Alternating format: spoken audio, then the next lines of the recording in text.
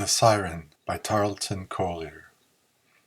With an abrupt jerk, Joe Wilson, from lying on a cot in the little tent, lifted himself on his elbow in an attitude of intent listening. There was no sound except the hum of a sleepy breeze through the pines, the sleepier contralto of a mockingbird, and the purring undertone of rippling water.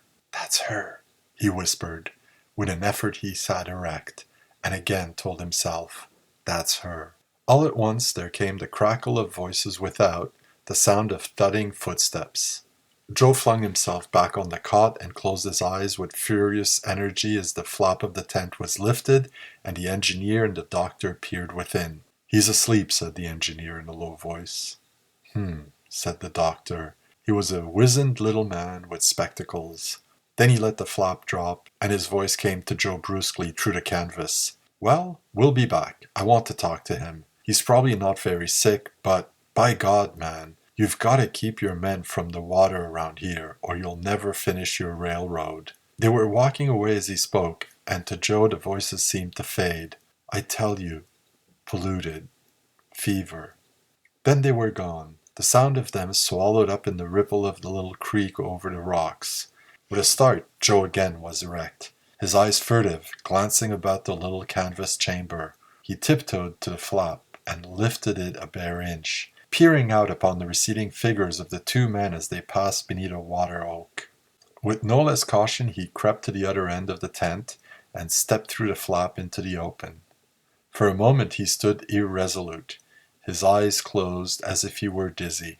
"Keep away from the water, you fool," he whispered. There was no other sound of life in the woods now. The breeze had died and the mockingbird was silent. Only the prattle of a nearby stream over its rocky bed.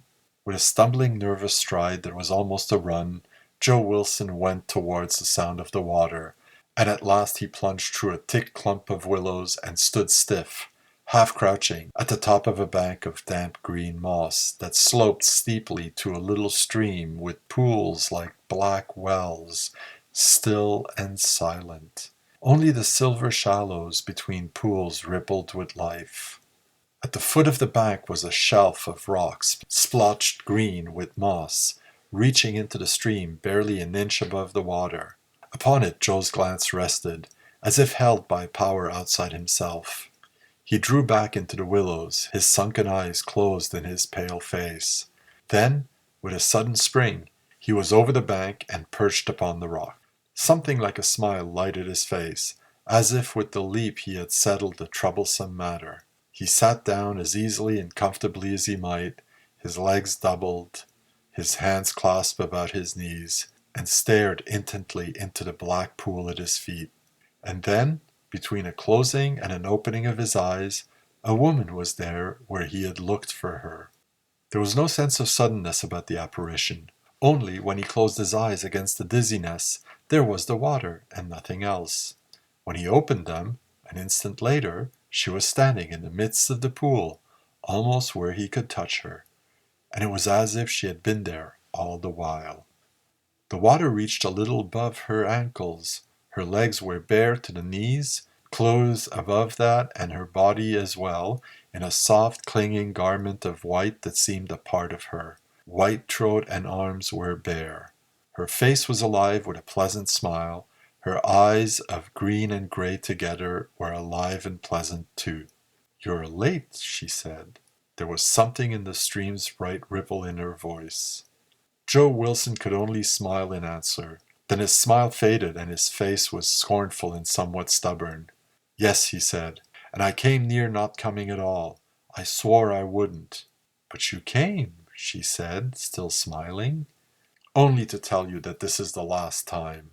Her smile, merrier now, was accompanied by a sound that might have been the gurgle of a little whirlpool in the rapids, or it might have been a low note of laughter.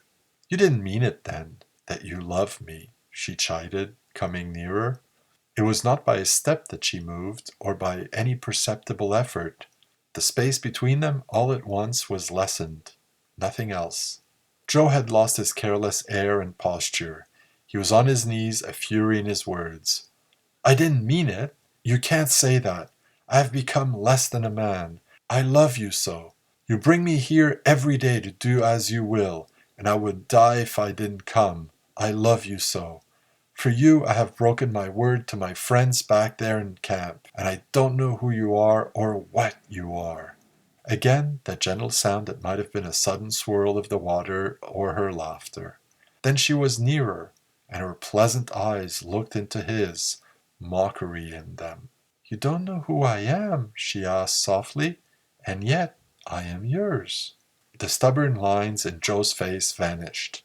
A quick throb of blood choked into a gulp the word he would have spoken, and he stretched out his arms. She was suddenly beyond his reach. "Yours," she said again, and that she laughed there was no doubt this time. Joe's eyes were hungry. Joe leaned forward upon his stiffened arms and stared at her like a wistful dog. "I don't know who you are," he whispered. "I don't know who you are." "I am whoever you want me to be," she said. "I'll call you Sadie," he said. "Sadie?" Her lids drooped, veiling her eyes, but their narrow glimmer was keenly alive. "Yes, there's a girl." Between two words she was close before him at the edge of the rock. "I am yours," she said in a fierce low voice. "What do you care for any girl? I am all woman, and you have me. What do you care for the world? You have me." He felt her breath on his face. There was warmth and fragrance in it. Her white beauty was greater than that of the dogwood blossoms showering there through the gloom under a sudden breeze. And a dizziness struck him, so that the trees swam before his eyes. "I have you," he repeated thickly, rising to his feet. "And the girl, Sadie?" she asked. "You are Sadie. Only you. I have forgotten." He put out his arms, but she was beyond his reach again, her eyes mysterious. With outstretched arms he begged her to return. "I love you," he said. For a full breath she looked at him gravely. Then, "We shall see," she said, plunging her hands into the stream. As she arose, her hands were cupped and brimming with water. She moved towards him smiling. Terror gathered in Joe's white face. "Drink," she tempted him. He whispered, "No," and the refusal seemed to strengthen him, for when she said again, "Drink," he shouted it, "No!" She dropped her hands, and the water went splashing back into the stream. And smiling still, she came nearer until she was beside him upon the rock, her wet feet glistening silver upon its greenish-brown surface. Her eyes held fast his wide, frightened stare. "Why?" she asked him, when she was so close that he was aware of the warmth and fragrance of her person. He answered her steadily. "I will not, that's why. I must not. I have told you I must not, every day that I have come here, and yet I have always drunk this water. It has made me less than a man. It has made me break my word and my own rules." Once more her eyes were grave. "You must not?" she asked. Her voice might have been that of the purring shallows. There was no escaping her gaze, and before it his eyes wavered and shifted. His shoulders drooped. "You will not?" the purring voice went on. "Not for me? And you say you love me? It is so little that I ask." There was pain in his voice as he cried, "Don't, Sadie. I have promised. The rule." It was she whose figure drooped now, and her face that was mournful. "But you have broken the rules before this for me," she murmured. "I came today to say that I would no more. But it is so little I ask, and I am yours." He pleaded, "Don't."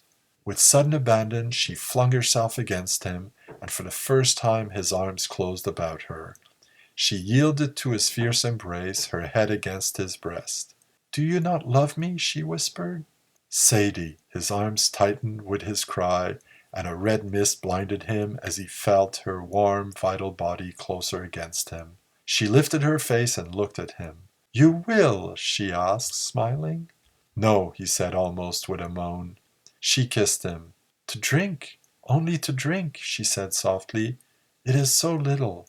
I have given you myself. Isn't that something?" With one arm she clung to him as tightly as he held her. The other arm was free, and with her hand she stroked his face. Her kisses were hot upon his lips. His eyes were closed, and he swayed with a dizziness that was mightier than any other he had known. "Only to drink," she said. "Do you not care for me? And I have given you myself. What are those men in the camp to you? They and their rules. You will not drink, yet I give you this." Her lips met his in an eternity of giving and taking. "No," he said again, but his voice quivered and broke with the plain message of surrender. With a little cry, she knelt at the edge of the pool, her arms still about him so that he was forced to kneel with her. She plunged her hands into the water and lifted them to him with their silver freight. With an eager moaning sound, he drank the cool water, and as he did so, the red mist before his eyes thickened, and his ears roared with the thunder of blood within. To drink became then his passion, and he cupped his own hands, filled them with water, and drank. For a moment the mist cleared, and the roaring ceased, and he saw that he was alone on the rock. "Sadie!" he called. The answering sound might have been only the prattle of the stream, or it might have been low laughter.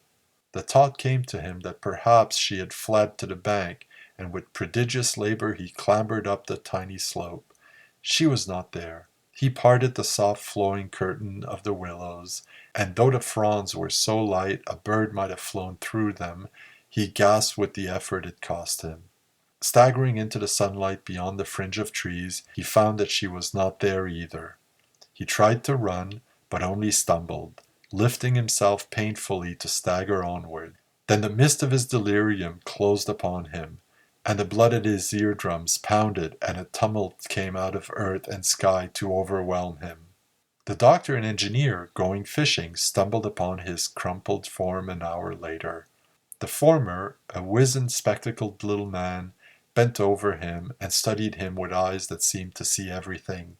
He studied the young fellow's pulse, loosened his shirt, stared into the pupils of his eyes.